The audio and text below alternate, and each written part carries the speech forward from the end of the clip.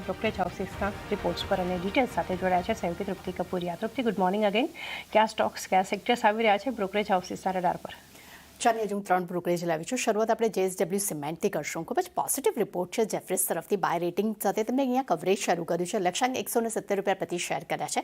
તેમનું કહેવું છે કંપની હવે ટોચના 3 સિમેન્ટ ખેલાડીઓમાં એટલે કે પ્લેયર્સમાં હવે તે સામેલ થઈ ચૂક્યું છે અને ખાસ કરીને FY25 અને FY28ની વચ્ચે ક્ષમતા અને વોલ્યુમ CAGR જે છે તે 13 થી 17% હાંસલ કરી શકે છે તેવી અપેક્ષા રાખી દે છે અને EBITDA જે તે 35% CAGR વધવાની પણ તેઓ અપેક્ષા રાખી રહ્યા છે. સાથે તેમને પણ કહેવું છે કે કંપની હવે રિજનલ ફોકસ સમગ્ર ભારતમાં પોતાના વિસ્તરણ પર હવે અહીંયા આગળ કામ કરી રહી છે જે ખૂબ જ પોઝિટિવ છે અને જેને કારણે કરીને આવનારા સમયમાં નફામાં વધારો થવા માટેની શક્યતા જે છે અહીંયા મજબૂત બનતી જોવા મળી રહી છે. એટલે ખૂબ જ એક પોઝિટિવ રિપોર્ટ અહીંયા આપણે જોઈ રહ્યા છે. ત્યારબાદ PVR આઇનોક્સ પર આપણને ઇન્વેસ્ટેકના રિપોર્ટ પર નજર કરશું. હોલ્ડ રેટિંગ છે. લક્ષ્યાંક તેમને 1215 રૂપિયા પ્રતિ શેર કર્યા છે.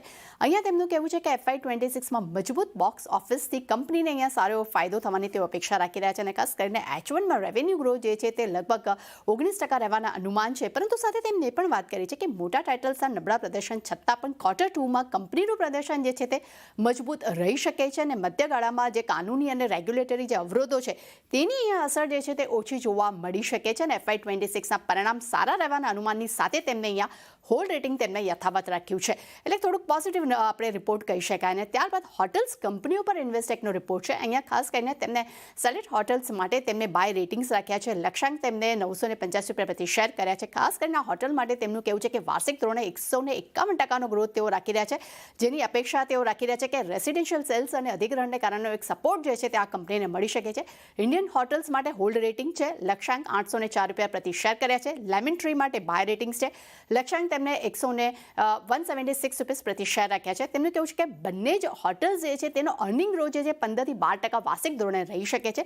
પરંતુ સાથે તેમણે એ પણ વાત કરી છે કે Q2માં ઓક્યુપન્સી જે છે તે 100 થી 200 બેસિસ પોઈન્ટ અહીંયા ઘટ્યા છે. પરંતુ સામે ARRમાં 6 થી 8% ઉછાળો જોવા મળ્યો છે અને બેંગલુરુમાં એક સૌથી મજબૂત ગ્રોથ જે છે તે 25 થી 27% વધતો જોવા મળ્યો છે. એટલે ખાસ કરીને 3 બ્રોકરેજ રિપોર્ટ છે અને ત્રણેય પર જ ખાસ આપણને નજર રાખવાની રહેશે. તૃપ્તિ, આભાર આપનો સમગ્ર માહિતી માટે. આ બધા બ્રોકરેજ